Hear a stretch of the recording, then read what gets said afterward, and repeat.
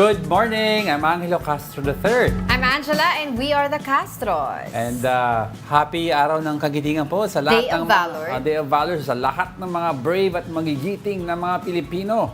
And kalmado lang dahil hindi naman traffic ngayon, di ba? Oo nga, ganda ng kalsada ngayon. Oo. We own na naman the cities. We kasi own the cities until yung iba, tomorrow. nakapag-file na ng leave para dire-diretso Oo. until tomorrow yung bakasyon nila. Sipin mo, Quezon City to Mandaluyong, 20 minutes, di ba? Anyway, siksik tayo sa laman ngayon dahil may mga kausap tayo. And because all of these, we're serving you news in a countdown. All that before your second cup of coffee. This is Brunch. Now, today we commemorate the Day of Valor or Araw ng Kagitingan. Let's begin the show on that note with historian Xiao Chua. Magandang umaga, Prof. Makasaysayang umaga po, Angelo Castro at siyempre mapilang kakakilala natin. Makasaysayang araw sa inyo lahat. It's good to have you on Yes, the show. good to have you. Prof, give us naman a background na kailan nagsimula ang paggunita ng Araw ng Kagitingan. Well, yung araw ng Kagitingan, yan ay parang commemoration after noong mga lamangan noong digmaan yun.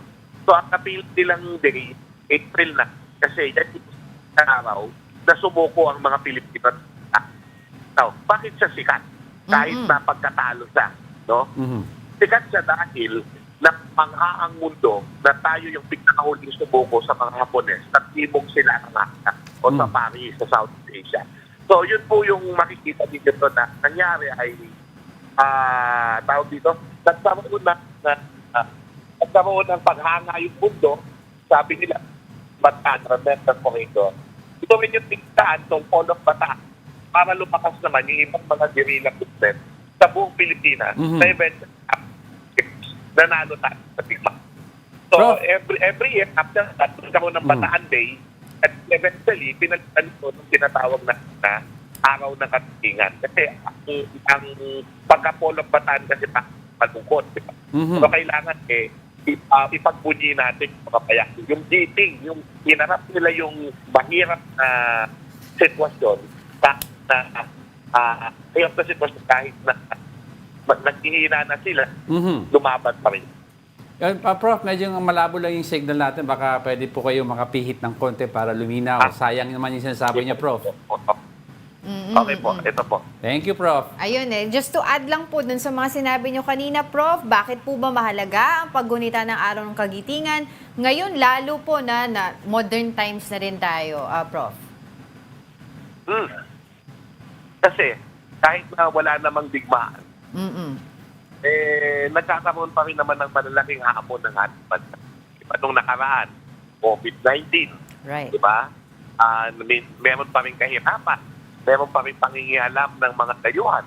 So ano yung nakikita natin dito? Maganda na gunitay natin itong World War. Kasi ito magbibigay inspirasyon sa mga bata. Nalabanan lang natin. Nagaling na tayo dito. Pwede tayo ulit magwagi. Right. Pwede ulit tayong makalampas, makatugon sa mga hamon na ito. No? Kasi magiting ang ating lahi. Yes. Diba? Ngayon, Prof, no, since modern times ngayon, meron na social media, madami po nagsasabi na pakonte ng pakonte ang mga breed na pwede maging tunay na hero dahil may outlet na sila through Facebook, through Instagram, through X, all the social media platform, may outlet na sila mag-voice ng kanilang saloobin. Hindi tulad ng unang panahon, the only way you could voice out your beliefs is through action or talagang walking the talk, di ba? Ngayon, Prof, how do we teach our children or the younger generation to revive that flame, that fire, that passion for the nation inside them? Well, tandaan natin mabuti. Sabi ni Andres Bonifacio, ang kasipagan sa paghahanap buhay ay isang tunay na pagmamahal sa sarili, sa asawa, anak, kapatid o kabayan. So, ibig sabihin, hindi natin nililipta sa yung ano ba yung action. Pag bigmaan, mahawa ka ng baril. Di ba? Pero creativity ay kapangyarihan. Yung tinuturuan mong mahalin na bakit sa pagkikit, hindi ko na ng mga kaisipan. No? Yan ay bahagi pa rin. Yung social media, bahagi pa rin ng kabayanihan. At yung isa pang malaking bahagi ng kabayanihan, yung araw-araw natin ginagamit, yung ating profesyon, yung trabaho natin, para gumanda ang ating ekonomiya at mas gumanda ang... So, yung maliliit na ginagawa natin, nakukontribute yan. Hindi natin kailangan sabihin lagi na mahal ko ang bayan ko o kung ano mang malaking pagpapakita ng pagkapakabayan. Kundi yung ginagawa natin sa araw-araw, yun ang ating pagmamahal sa bayan. Wait, gusto ko matanong, Prof. Clarify ko lang. So you're saying, Prof, since it's modern times, maybe we have to define also in our heads and in our hearts, no, na mayroong new generation na ngayon na kinds of heroes na parang sinasabi nyo, pwedeng keyboard warrior, magaling ako sa social media, I can be a hero in my own right. Ganun ba yun, Prof? Opo, kasi, well, again, yung kabayanihan naman, hindi naman pinagmamalaki yan, ginagawa lang yan. Okay. So, kung nakikita ng tao, naglilingkod ka, makikita rin nila yon at mai-inspire din sila. So kasi, bawat generation, may iba't ibang klase ng kabayanihan. Iba yung kabayanihan World War II, iba yung kabayanihan ni Rizal nung Revolution, at marami pang iba. Yeah. Tama po yan no? Maganda yung mga pinunto ni Professor Chua regarding that. Kasi in everyday of our lives naman ngayon, we can exercise yung ating pagiging magiting di ba? Sa usapin ng politika, usapin ng pamumuhay ng mga Pilipino, even just as di ba, miyembro ng isang pamilya, di ba? Araw-araw mo yan na kinakaharap ang pagiging magiting para sa pagmamahal mo sa magulang. But the real question here, Prof. Yes, Prof. Wait lang may dadagdag lang ako. Go ahead. Idadagdag ko na yung isa sa mga hero ko, yung nanay ni Angelo Castro, si Italy. Thank you, Prof.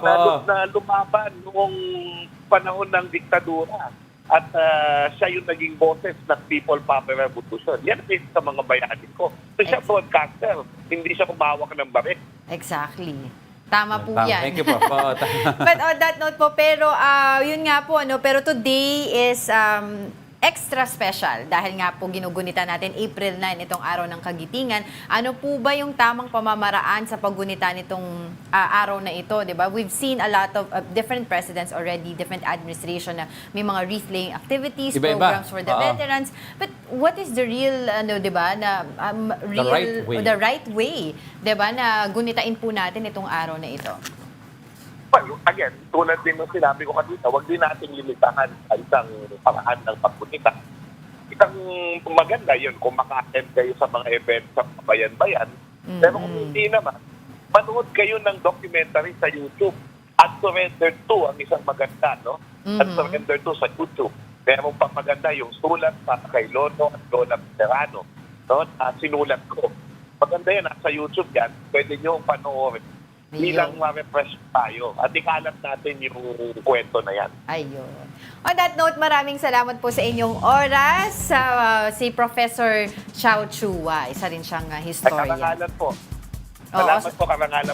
Tama kayong dalawa. Opo. Maraming salamat po. Hope to see you again soon po. Ingat. Ingat. Alright. Very insightful lang discussion. Always naman with Prof. Chua, syempre on this Kahapon special day. nakita mo dun sa may Rojas Boulevard sa Manila, nakitang-kita dun yung cross nung dambana sa may Mount Samat National Shrine, na Memorial Cross. Kitang-kita ng from Rojas Boulevard. Yun yung kasi yung sa dambana ng Kagitingan. So ang ganda nung photos nakita ko internet. Baka pwedeng puntahan ng ano. Oo, tapos sunset makita pa. Nila. Ang ganda. Oo, magpa-Instagram ng mga viewer natin. Okay, now let's begin our countdown. Now. Nabitin ako doon Okay, let's start our countdown with an awaited phenomenon in the sky. Yes, a phenomenon. People across the world gathered at different viewing sites to see the total solar eclipse. The eclipse passed through the Pacific Ocean, North America, and Atlantic Ocean. During the eclipse, some cities in the world experienced temporary darkness. Flights and hotels were fully booked as many rushed to secure good viewing spots. To protect the eyes from solar rays, people wore eclipse glasses until the moon fully blocked the sun. A total solar eclipse was not visible in the Philippines because it happened at 2 a.m. It is anticipated to be seen in the country by 2042. Abangan na lang natin by 2042. Ang dami kong... Pero marami naman mga live stream kagabi, Oh, no, di ba? Ako, dami kong good memories with my dad pag solar eclipse. Ala ko used to drive to this place, I forget where, na parang yung papatayin mo yung engine, I think it's going to Cavite because parang mataas ang gravity or something that's umaandar yung kotse mag-isa. Tapos nag-camping kami, inabangan naman yung eclipse, tapos nagbasag daddy ko ng mga glass. Sinunog niya ng konti para pag nag-solar eclipse nakaganon. Wala pa yung mga Wala pa yung mga before. solar eclipse glasses eh, ganun lang kami. Happy na ako nung bata ako. Oo. Ngayon may streaming na. May streaming, live streaming. Streaming Live ang na. NASA at saka iba't ibang mga astronomer Swerte ng pages, kabataan eh. ngayon. Oo. You're linked to the whole world. Yes. Oo. Nakita din natin yung iba talaga nagpunta pa dun sa mga places. Tulad dun sa balita mo kanina, Oo. di ba? Tumaas yung tourist, yung mga, ang tawag yun, tumaas yung ekonomiya dun sa mga places kung saan Yes. visible yung total solar 20, eclipse. it was scheduled to be seen here in 2042. 24. Tagal. Ilang taon ka na nun? Tayo pala. Don't ask that question. Move on to the next. Please Okay, lang. sige. Ano ba ating next story for today? Para po sa ating ninth spot is about the film industry. Renowned director Jose Javier Reyes is the new chairman and CEO of the Film Development Council of the Philippines, or FDCP. Reyes is a successor of veteran actor Tirso Cruz III, who surprisingly resigned 3 weeks ago. With less than 2 years of service, the FDCP said he stepped down from his position due to personal reasons. The FDCP says Reyes will leverage his years of film expertise as the new head of the council. Congratulations! Oh, We look he forward, deserves it because he's an icon together with the late Peke Galiaga and other notable directors like the late Lino Broca, di ba? So, mga ano niyan, ka-generation. Kakalibre. Oo. Tama ba yun? Very high caliber Kaya nga director, writer, di ba? Oo, kaya tuwa yung mga tao. I've seen a lot of posts regarding this, congratulating him and talagang looking forward dun sa mga gagawin niya dito sa FTC. It's really, kasi he's an actor's director. I've worked with him once lang. Pero yung... Stricto ba siya? Ha? Strict. Hindi naman. He's not that kind. Usually kasi pag may artista na mag-work sa kanya, the production makes sure na ibibigay na sa kanya yung mga medyong marunong na. Oo, mabait naman si Direk Joey. Okay. Alright, let's move on to the next. Overtaking to our top 8. Former Ilocos Sur Governor Chavit Singson will reward those who flagged his convoy after passing through EDSA busway. In an interview with The Big Story, Singson reiterated his apology over the incident on Monday. He admitted his mistake, acknowledging that it was wrong to use the exclusive bus lane. Singson says he will give a reward to the MMDA enforcers who issue the violation tickets. Drivers who illegally pass through the EDSA bus lane may face penalties of up to 30,000 pesos. Nagsorry ako dahil kasalanan yung driver ko. Wala naman kami sa bus lane, nag-overtake lang dahil walang harang yung bus lane. Hindi dapat tularan ako, hindi dapat gawin ng iba yun. Kinagratulate ko nga yung mga mahuli. Congratulations sa mga mangnanghuli at may premyo pa sila. Right after, comes on the Pagkatapos heels nung vlog ni PBBM na kailangan magbago ng ugali. We understand, we acknowledge former Governor Chavit Singson's Yung apology niya, It's oo. very good of him to apologize na hindi na kung ano pa explanation ba. Pero ang point is, what if a regular Joe gets caught? Diba? And things like this. Yun nga kaya yung mga netizens Na kailangan magbayad ng 30 because it's easy for him to pay the 30,000. Oo. Actually, parang 5,000 siya, tapos dalawa yung okay, vehicle, sorry. so 10,000 siya. 10,000, Pero sorry. aside from that, sabi niya, di ba, magbibigay siya ng 100,000 na pabuya doon sa enforcers na humuli sa kanya for doing his job. Oo. Pero yung mga netizens naman, nung nakakita nung video na yun na nahuli siya, kasi parang nahihiya pa yung enforcers, na parang sinasabi ng mga netizens, bakit siya nahihiya? That's his job. Well, Pero kung if it's an ordinary person na hinuli, ruthless sila, True. masungit sila, etc. Bakit pag isang former governor, ganyan na parang siya pa yung nahihiya na hinuhuli niya. Which in fact, si former Governor Chavit Singson ang may kasalanan naman. Ang dami pa doon. ng question na paano kung Paano accident? paano kung hindi nahuli? 'Di ba? Nagka-reward ba sila? Nagbayad ka ba? Paano kung hindi nga nahuli, di ba? Tsaka ang isa pa tinitignan dyan, bakit walang plaka yung sasakyan ni former Governor Chavit Singson? Oo. Ang sabi niya, kasi siya nag-customize yan may sarili siyang kumpanya dyan sana sabi niya bago lang daw kasi yung sasakyan tinetest sa road. Pero of course, yung mga tao na nag-iimbestiga, tinignan nila, 2022 pa lang nandun na daw sa kalsada yung sasakyan na yan. So isa pang tignan nila bakit walang plaka yun. Na baka hindi. Yung sinasabi siguro ni Gov is kaka-custom lang. Kaka-customize. So pagka-customize, road test. Pero just the same. Aside from that, the rule of thumb is kung wala kang plaka, wala kang registro, you're not supposed to apply the roads. Magkakaroon ng madaming issues yan, lalo na pag nagka-aksidente ka because paano yung insurance claims ng kabila? Insurance claims mo, di ba? Kaya sabi na, tawa talaga ako. Pero dun okay naman sinabi ni Gov Oo. Huwag niyo ako tutularan siya. Yan. Sabi na nga ni Gov yun, huwag niyo daw siya tularan sa ginawa niya. Magbabago na yung kalsada, kailangan bagong ugali Sabi ni na rin. PBBM. Oo. Okay, ito dinadayo ngayon ng mga taga Maynila ang public swimming pool para maibsan naman ang nararamdamang init. Paano naman kaya ito napapanatiling malinis para bigyan ng mukha ang Balita Mobile Journal, Evan Tarinque.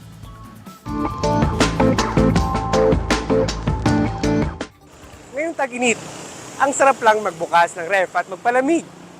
Pero magastos nga lang sa kuryente.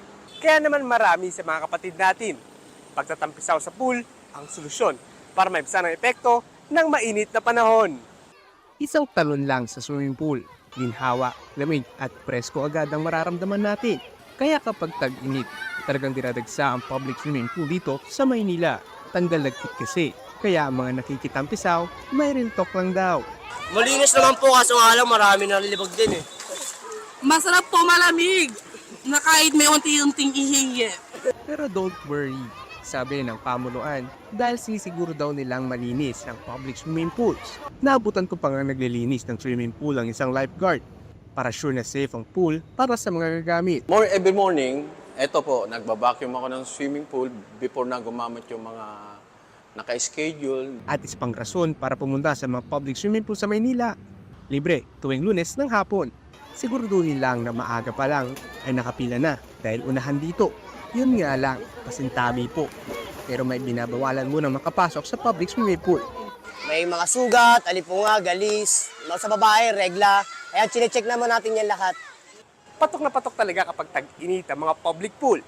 Pero bago makilangoy, isipin din sana natin ang mga makakasabay o makakahati natin sa swimming pool. Mobile Journal, Ivan Tarinque po hatid ang mukha ng balita. Ayan pag may alipong at regla daw, bawal mag-swimming. Tapos sabi ng isa, Sine-check muna bago sabi ng isang magtampisaw swimmer, dun. ang sarap daw, malamig tubig, pero may ihihi ang amoy doon. Ay, nako. Pero Sorry, natawa ako. parang, di ba, naamoy ihi yung pool. Pero at least may pool. Yeah, yeah. May access sa mga Alam mo kasi lahat kababayan talaga natin. ginagawa ng mga tao na, di ba, para Yes. makapagpa-cool down. No, but it's really important because kung yung heat index mo, yung body temperature mo aakyat dahil sa heat index, you need to lower your temperature down. Huwag amoy ihi na classic yan Ano sinasabi mo, ulitin mo? Parang walang sensing. No, sabi ko malaking bagay yung swimming pool. Because Tapos? pag mataas ang temperature, kailangan mo magpalamig. Okay. Para hindi na mainit ang katawan. Huwag lang naman sa amoy ihi. Oo. Okay. Coming up, why Senator Raffy Tulfo asking survey firms to not include his name in the list of potential presidential candidates. And let's get to know President Marcos' latest statement on the tension in the West Philippine Sea. We are just getting started. More of our top 10 news when Brunch returns. Keep it here on One News.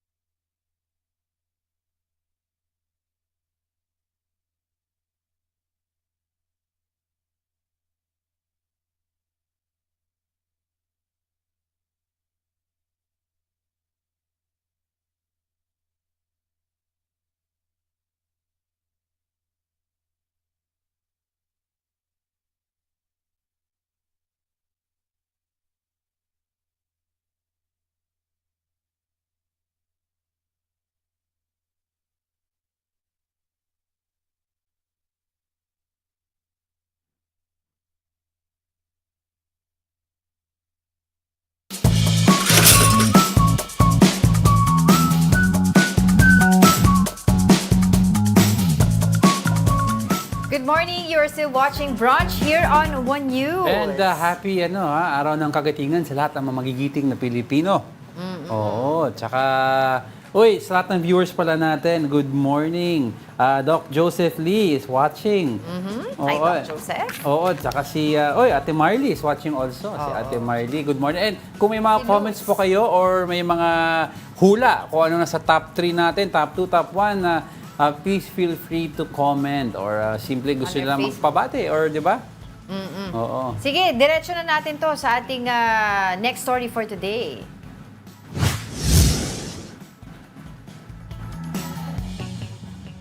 Going straight to our 7th spot, members of the controversial Socorro Bayanihan Services were asked to leave their area in Surigao del Norte.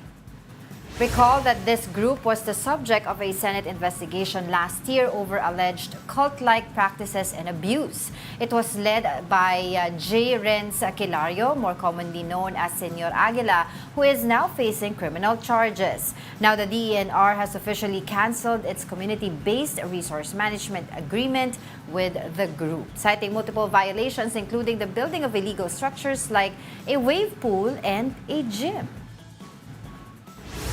We are actually trying to put an end and have put an end to the abuses that have gone on for several years in this area. Based on the monitoring, we already saw establishment of settlements inside, establishment of checkpoints.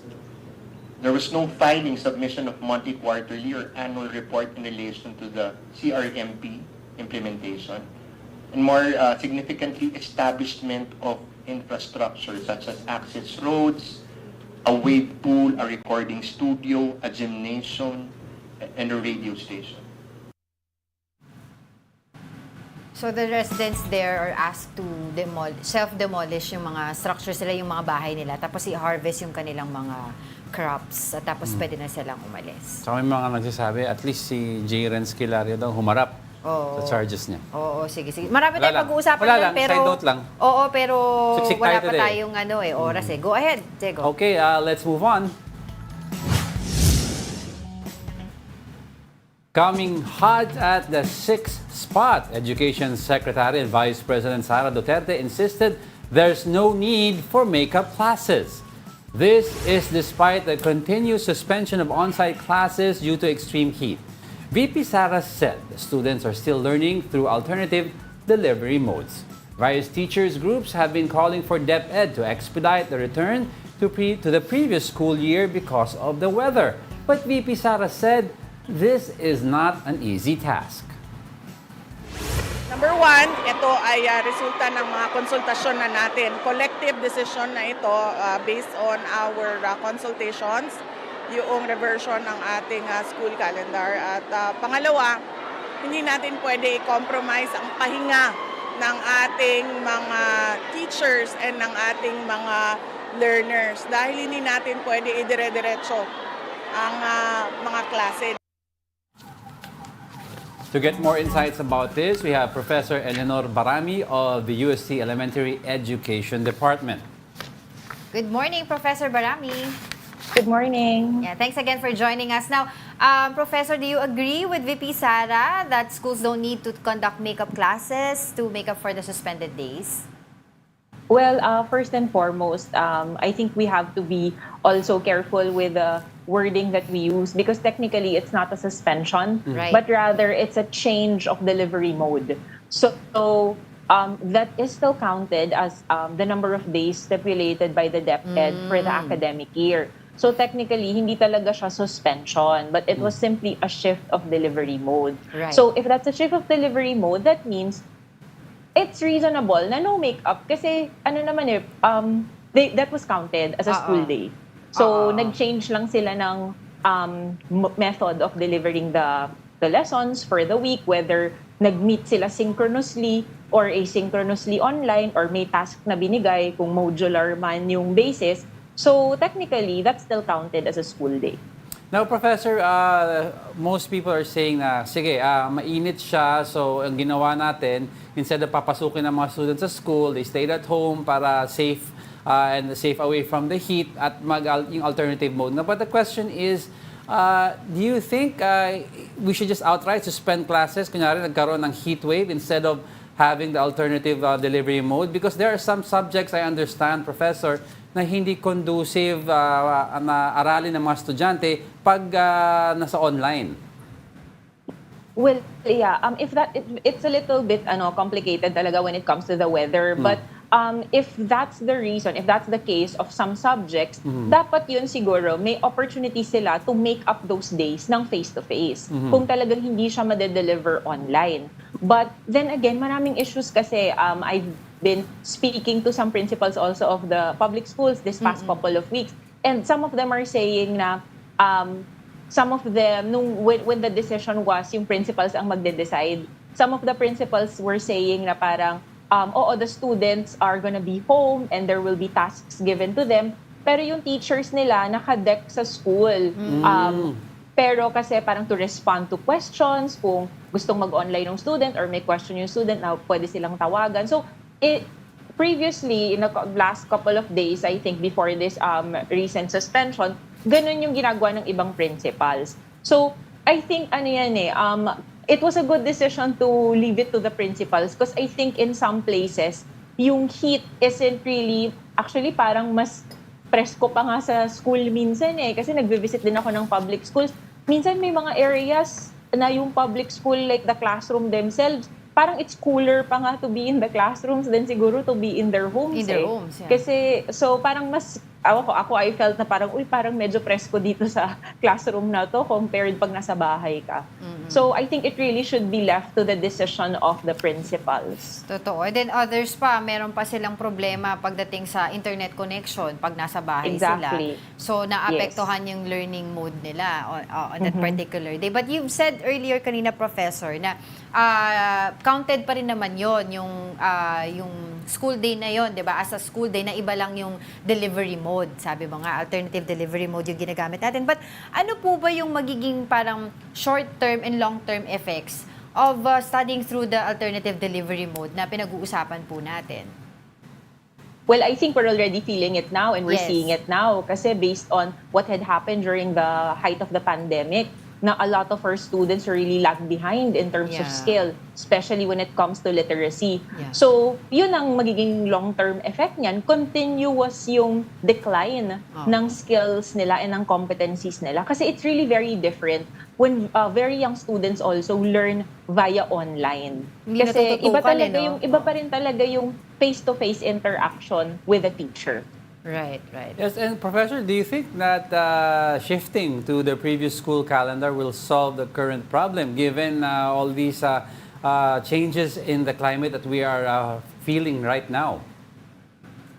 I don't know if it will change anything, honestly, because this is like a weather, like a parang environmental issue. I think I mentioned this before. I think what DepEd has to do is to really put its funds where it would make the classrooms and the schools comfortable for the students. Correct. So regardless of what the weather is, whether it's really hot or it's maulan, alam mo yun, parang the school environment can respond to that. So I think more than just focusing on this debate na parang, should there be a suspension? Should there be makeup? Dapat ba i-cancel? I think, siguro for lack of a better term, DepEd should put the money where their mouth is. You know, like, focus on what the schools really need. And the schools need proper infrastructure and proper equipment and furniture in the classroom. Oh, yan yung sinasabi na long-term solution, 'di ba? Dito sa nangyayari sa atin. Para magiging yung suspension usapan na lang pag may bagyo or baha, yun na lang. Oo. Okay. Sige, I think that covers everything that we need to know. Do you have anything No. to add? Oo, maraming salamat po sa inyong oras kay Thank you. Professor Eleanor Barami. Kasi totoo naman talaga yun, di ba? It's Aside been a from long- reacting ka lang ng reacting dun sa, because weather is something that we cannot control. Diba? So, yun nga yung pinag-uusapan natin even before pa improving infrastructure, diba? Luwagan yung, yung ano tawag doon, sa isang classroom kasi overcrowded Yung ratio. Diba? Yung ratio ng mga Tsaka yung estudyante sa teacher the din. mere declaration of suspension should be improved because minsan magde-declare certain LGUs, magde-declare lahat na ng cities, wala nang pasok. May isang city matitira, magde-declare lunchtime already. Oo, totoo. Nakapasok ng mga bata. I mean, just to improve the overall system of how you announce, that should be a start. Diba? Little things. Let's move on to our next. Sizzling on our fifth spot, President Bongbong Marcos isn't keen on declaring a nationwide state of calamity due to El Nino.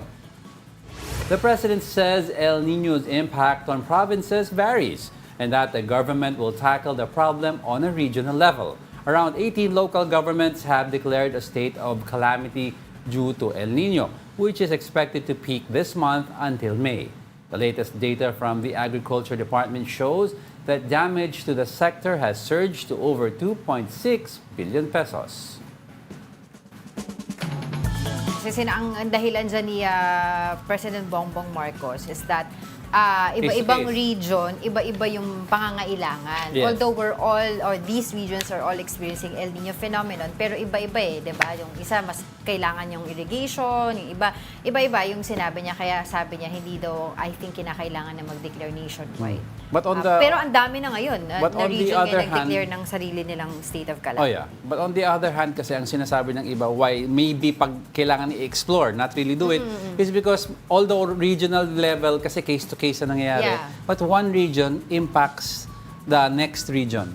Kasi some regions are dependent on other regions. Like for example, dito, may certain need dito, kukunin ko sa Region 8. Yung Region 8 may kukunin sa Region 7. Parang ganon. Or, di ba may mga needs ang certain regions, kaya dapat pag-usapan because we all impact each other. Ay, alam naman natin, kapag nag-declare ka ng state of calamity, mas mabilis ang proseso ng kakailanganin And may access ka ng funds. Ng funds. Oo, for ano. Well, that's their job. Alam nila yung ginagawa nila. So, we defer to the wisdom of the president. Let's move on. Heating up at the fourth spot is Senator Raffy Tulfo. He has asked survey firms to exclude his name from the list of potential presidential candidates in 2028. Tulfo said this after the recent Pulse Asia survey revealed that he is statistically tied with Vice President Sara Duterte as the leading bet in the next presidential elections. In his show Wanted sa Radyo, Tulfo said he has no plans yet for the 2028 elections. The rookie senator added he's offended that survey firms are already talking about the 2028 elections during the first 2 years of the Marcos administration. Huwag niyo na po isama ang pangalan ko, please lang. Nagkikiusap po ako.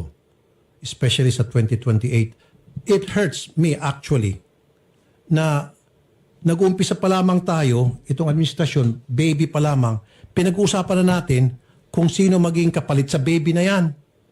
No, we should be talking about how we can support this administration going towards its goal. Yeah, of course, I understand, Senator Raffy Tulfo. Ang point lang siguro is hindi naman kasi trabaho ng survey firm yung sinasabi nito support the goal of moving forward. Ang trabaho nila is to make surveys. Well, let's see, sa susunod na surveys nila, tanggalin na lang daw yung pangalan No, niya. but Pero kasi ang problema minsan, depende yan sa, No, sa sometimes sheet, kasi may sinusulat ng tao. Oo, sometimes may survey na hindi nila binibigay kung sino pipiliin mo. Top of mind Top of mind. If the elections were held today, sino pipiliin mo? Siya ang napusuan, si Senator Tulfo, di ba? Pero yun na nga, para po sa ating next na topic for today, sa ating top 3, let's talk about surveys. Survey pa rin tayo for our top 3. The Octa Research Group releases another tugon ng masa survey.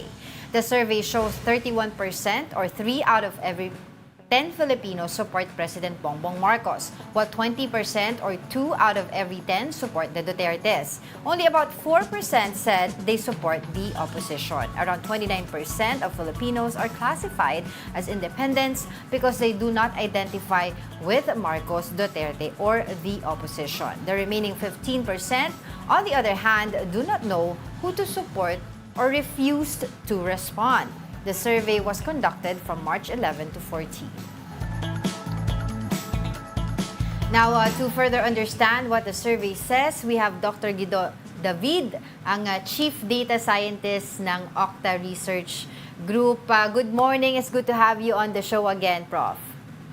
Yes, good morning, Angelo and Angela, and sa mga viewers and the listeners natin sa Brunch. Yes, Prof, now could you tell us more about this survey? What were the issues that were happening the time that the survey was conducted? Well, I think people are aware that at the time the survey was conducted, meron mga feuds and back and forth between camps, which were perceived to be unified during the 2022 elections, and somehow there appeared to be tensions between these camps, and so the team, the Okta Research team, just decided to field the question. Where do you identify? Asa na lang naman to for information gathering. And as the diagram shows, and this was done, by the way, no March 11 to 14, 2024. This is our Tugon ng Masa first quarter 2024 survey with 1,200 respondents face-to-face nationwide. And nakita nga natin, 31% identified themselves as being pro-administration or pro-Marcos, 20% as pro-Duterte, 4% as opposition, and then 29% identified neither with Marcos, the Dutertes, or the opposition, which is indicated here as being independent, and another 15% refused to answer or indicated there as undecided. Okay. Pero Prof, ito bang survey na to, did someone commission this, an organization or a company, or independent po? Angela, it's a non-commissioned survey. Yes, so this was something na the team came up with just to get information on saan ba yung pulse ng mga Filipinos. Okay. Now, Prof, let's talk about a little more about the results of the survey. It seems that Marcos has the upper hand. Now, the question is he higher in all the regions except yung baluarte ng mga Dutertes? Well, if we look at the breakdown where they have the upper hand, I mean, they seem to have the upper hand, but again, not to take anything away from the Marcos group, generally, I think Filipinos will tend to favor more the ruling group or party.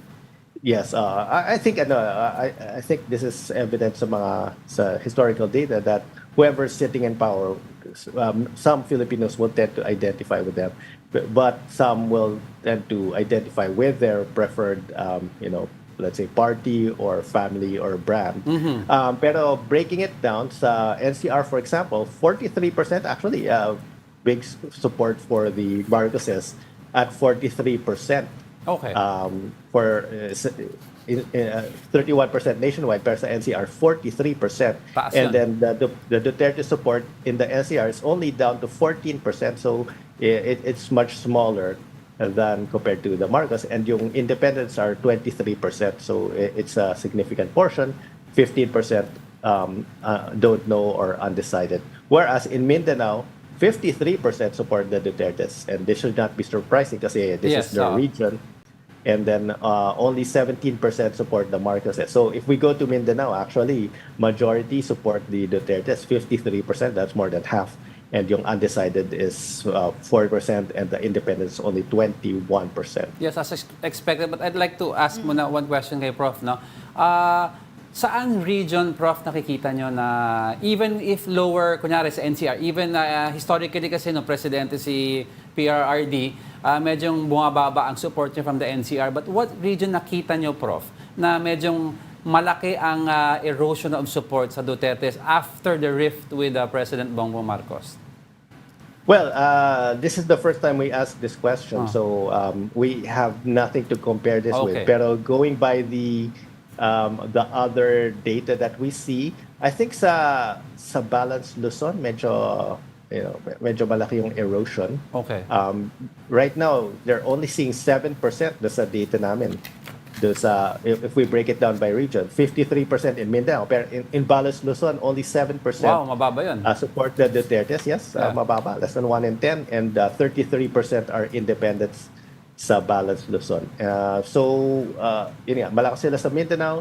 They're not so strong in Balance Luzon, and in NCR, yun nga, it's slightly higher, pero majority, or not majority, but 43% support the Marqueses in the NCR. Okay. Okay, sige, tanong ko lang to kasi dun sa ibang survey, nagkaroon po ng reaction si Senator Tulfo at may request po siya no, natanggalin yung kanyang pangalan from any more or upcoming presidential survey polls kung meron pa magkakaroon. Ano pong reaction niyo on that? Well, I think yung takeaway ko naman from what the senator says is na 2028 presidential elections matagal pa. Mahaba pa. And let's just focus siguro on the issues and not focus too much on itong yun nga, kasi this generates discussion, pero it generates sometimes very intense discussions from certain groups. So, and this takes away from focus on important issues. And based sa surveys namin, what we showed was yung important issues are still inflation and job security, jobs, economy, health, and food security and food sources. So Right. siguro, maybe that's what the senator is saying. Now, let's focus on these things. Of course, hindi naman niya pwedeng ma-control yung mga survey companies. Oo. If a survey company wants to do this or that, meron naman freedom Right. of expression. I think he's just saying na, maybe let's not focus too much Kung on siya ang tatanungin. survey Oo. results. Yes. Pero Prof, last question na to no? Kasi nakita nga natin doon sa mga survey, mga numbers doon, around 29% yung mga Filipinos are classified as independents o iba, ayaw pa nila ma-identify sila with Marcos or Duterte the opposition. So, medyo malaki-laki pa rin yung mga, kumbaga sabi nga nila po, pwedeng ligawan muna ng mga partido, even the opposition. But it also shows here yung 31% ng kay Marcos and 20% kay Duterte. Does this show na itong mga Pinoy, itong survey na ito, we identify with personalities rather than the programs of government officials? Unfortunately, it does show that. But the encouraging thing naman, Angela, is if we add the 29% na independent with the 14 or 15% na undecided, that gives us about 44%. Yes, malaki-laki. Almost half na essentially, swing voters. You could say na swing voters sila, or independent thinkers, and they could be swayed one way or the other. And I would hope na, I'll say if I get asked, I would probably identify with, more of the independent group because, I agree with I agree with issues, and I look at issues, not Right. really the personalities. Kumbaga, personalities. yung personalities, you could agree with them some of the time and disagree with them some of the time. That's okay because we live in a democracy. So let's bring the focus back on issues. Right. Ano yung mga ginagawa nila tama, ano yung mga ginagawa nila mali. Because in the end, it's all about the Filipino people. What are they doing for the Filipino people? And hindi naman dapat na very blind tayo na, okay, we align with this or we identify with this group na kahit maling ginagawa nila, we can support them but we can also disagree with them. So ganun naman sana yung focus or yung discussions na ma-generate nito na let's bring the focus back on issues and policies that we need to do for the Filipino people and less about the personalities. In other words, angat-angat natin ang diskusyon. On that note, maraming salamat po sa inyong oras, Professor Guido David of the Octa Research Group. Thank you so much. Thank you so much and good morning, Good Brunch. morning. Don't go away because we're not done yet. May dalawa pa tayo. Nako, you better stay with us.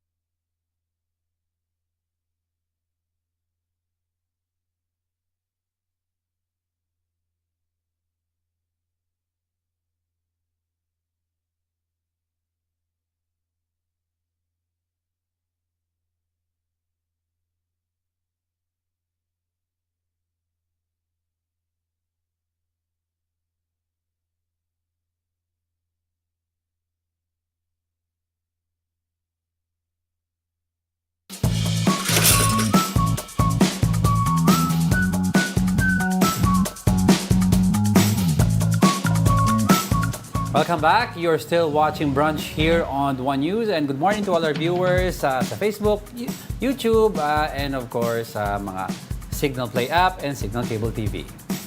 Hey, ito good news for our film enthusiasts. Uy! Yes, here's one way to commemorate the Day of Valor or Araw ng Kagitingan.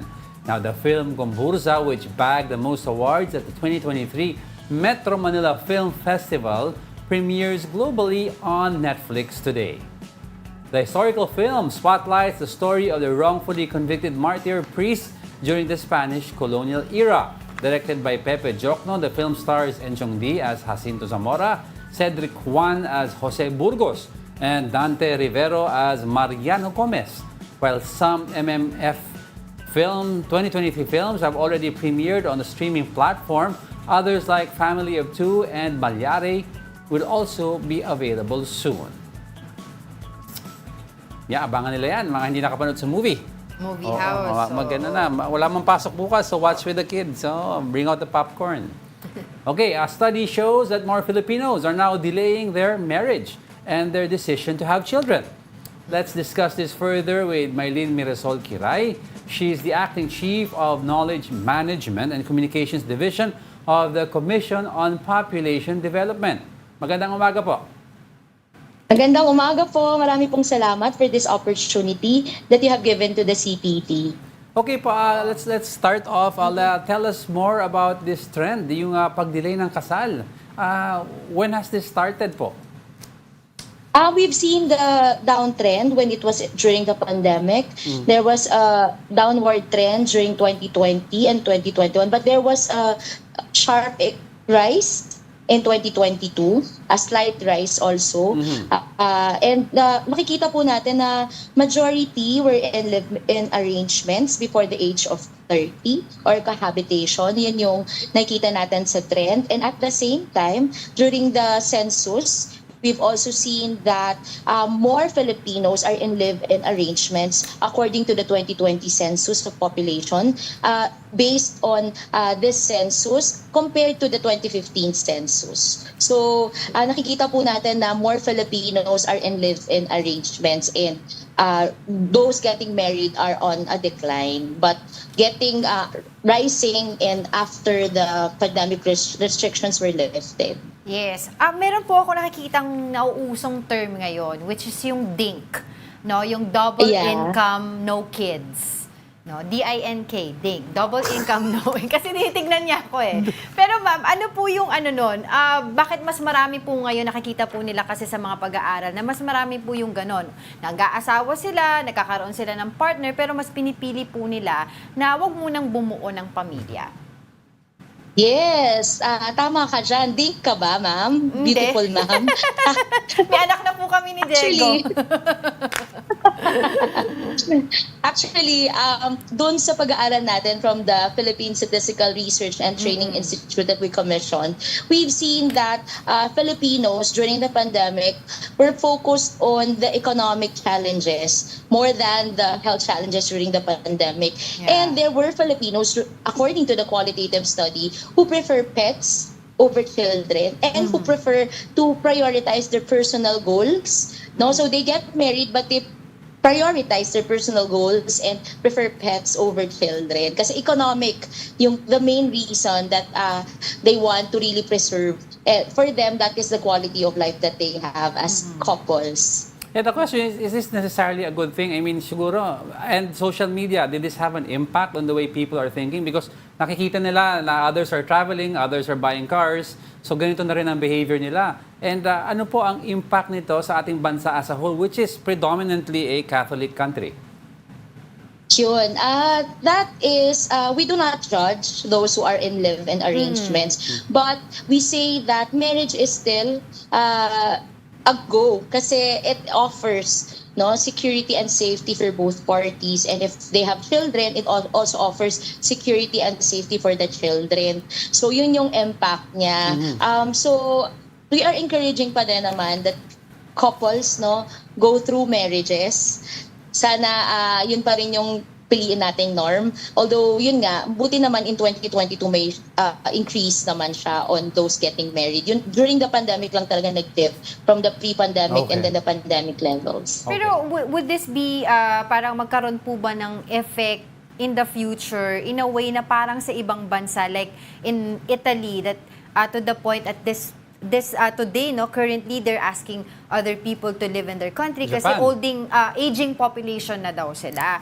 So ano po yung sa tingin nyo kasi ngayon nakikita ko yung mga DINK o yung double income with no kids ay nasa class ano lang naman yan usually yung mga class yung middle income 'di ba middle income class. Pero yung iba na nasa let's say D&E yun pa rin yung mas maraming nag-aanak What can you say about that? Yeah, actually, we don't need to be worried about it. Although, currently, 5% of our population, the 109 million Filipinos, are older persons. And by the United Nations standards, 7%, if you have a population of 7% of older persons, you're considering aging population. Although, for us, it's 5%. Because of the past, we had high or rapid population growth. So right now, we don't need to worry kasi those who were born then, right now, they are contributing to the population kasi mga anak na sila yung mga bata na napanganak noon. So medyo malayo pa naman tayo sa ganong sitwasyon. We don't need to really worry. Although, yun, ngayon pa lang, kailangan we need to get ready. Kasi 5% is 2% na lang, 7% ng older persons. So kailangan ngayon pa lang magkaroon na tayo ng investment. Kaya I think it's a good move then for the government to have the National Commission on the Senior Citizens. So I think they're also having that awareness on the really kailangan mag-focus na rin tayo on older persons aside from the working age population. Right now, 63.9% in the population are aged 15 to 64. Right. So ibig sabihin marami nang pwedeng mag-support sa older persons and the young population which is 0 to 14. But the question is are these working ages, are they educated, are they healthy, are they employed to support those dependent population? Yun. Naku, marami pa ako gusto itanong sa inyo pero siguro sa some other time maimbitahan ka po namin ulit. But thank you so much, Ms. Maylene Mirasol Kiray, ang Acting Chief of Knowledge Management and Communications. Maraming pong salamat muli for this opportunity for CTV. Right. Okay. So siya yung sa Division of Commission on Population and Development. Thank you so much, ma'am. Ito still on our top spot is the fugitive Pastor Apollo Kibuloy. President Bongbong Marcos described Kibuloy's demands before surrendering to authorities as tail wagging the dog, baliktad. Meanwhile, Kibuloy's ally, Vice President Sara Duterte, expressed satisfaction with the development of the embattled pastor's case. Here's the report. It seems to me a little bit tail wagging the dog, ang tawag, na siyang magbibigay ng kondisyon sa gobyerno doon sa kaso niya, akusado siya sa warrant of arrest. This is President Bongbong Marcos's remark about Kingdom of Jesus Christ leader Pastor Apollo Kibuloy's demands before he surrenders to authorities.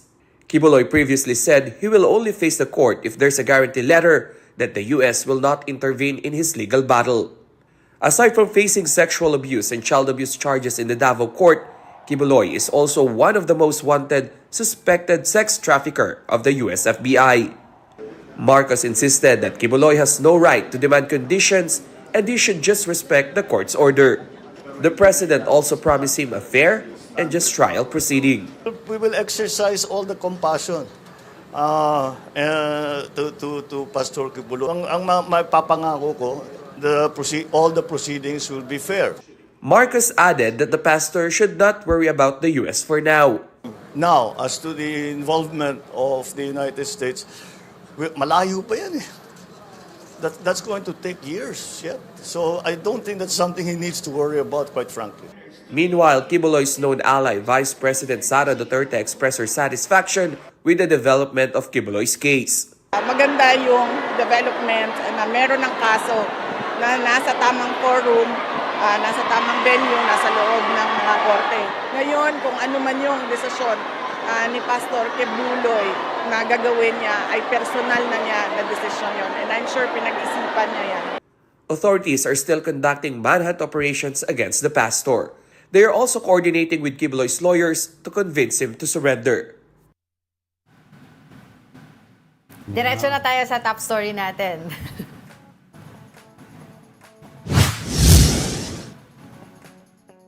Our top story for today is the maritime dispute over the West Philippine Sea.